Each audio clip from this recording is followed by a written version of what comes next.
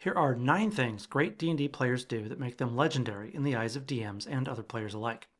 I've included a bonus tip that really shouldn't be on this list, but unfortunately is anyway. When you hear what it is, you'll understand why. These are presented in no particular order, as I think they all have equal value. So let's get started. Number 1, know your character's equipment, abilities, and spells. One of the most effective ways to be an effective player in D&D is to know what tools your character has available to them. This means you have a solid selection of equipment and gear that is suited to the needs of the adventure. You know what your abilities are in terms of strengths and weaknesses, and if you're a caster, you have a firm grasp of what spells you have available. Furthermore, you know how they work, including their range, area of effect, damage, and so on. Number 2, understand combat tactics. One of the first lessons a smart D&D player learns is that an enemy with just a single hit point can still damage or kill you, so it's better to reduce the number of monsters you have to fight by concentrating fire on them one at a time than to gradually weaken multiple monsters while leaving them still alive. Also, it's advantageous to focus your fire on monsters that have area of effect spells or have ranged attacks. Number 3, show up when you say you will and be on time. This is more about being a cool player to the group than it is about in-game tactics or strategies.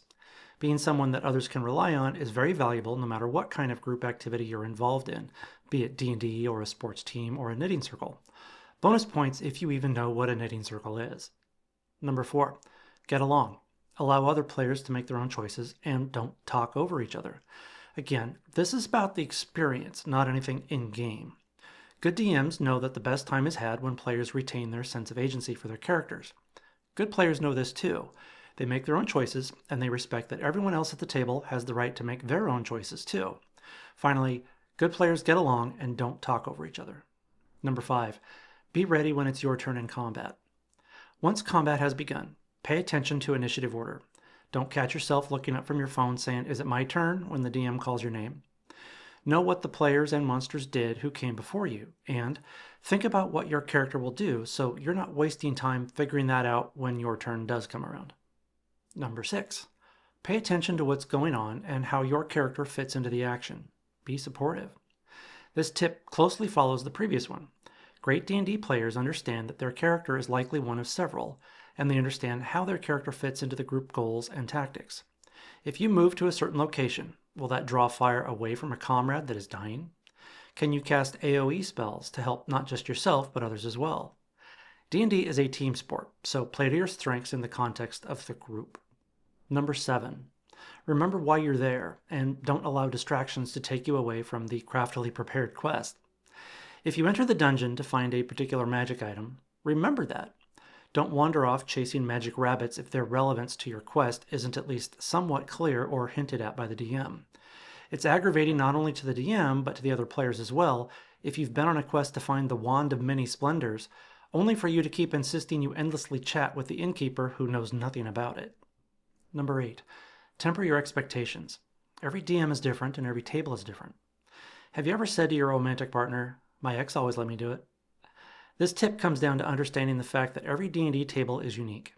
Every DM is a different person, with their own history and creative approach and playstyle, and they all have something to offer.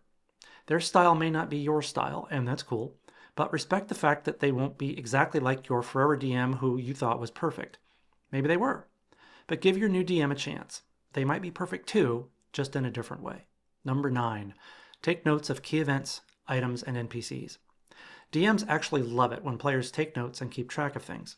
We have enough to remember as it is, and our brains are often nearing redline, so anything that offloads some of the burden is greatly appreciated.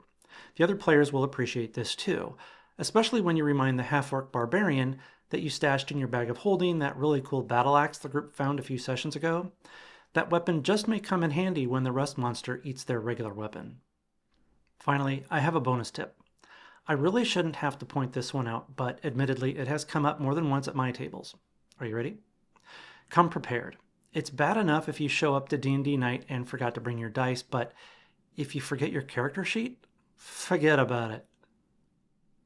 I hope these tips have helped you out. I'm sure there are others, but these are probably the biggest ones to help you be a better D&D player. As always, have fun, stay cool, and keep your dice rolling.